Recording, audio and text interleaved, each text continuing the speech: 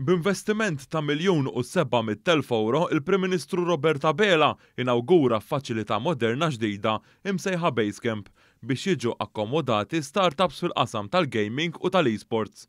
Basecamp fil-binja tar-Reġistru tan-Negozju fiż-Żejtun se takkomoda 10 studios ta' daqs differenti.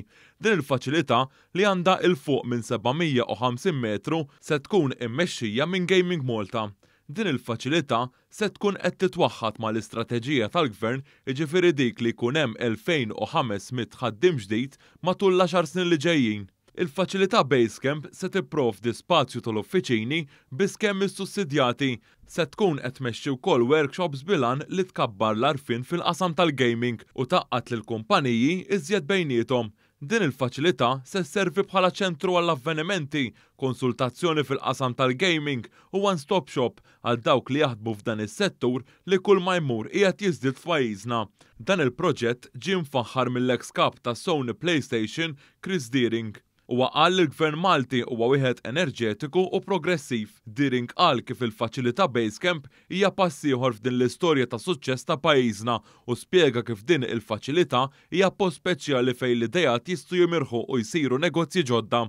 Over the past 10 years, I've seen sunny developer-friendly Malta emerge as the California of Europe, for games companies of all types.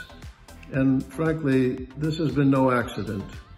The energetic and progressive government of Malta is always pushing the envelope.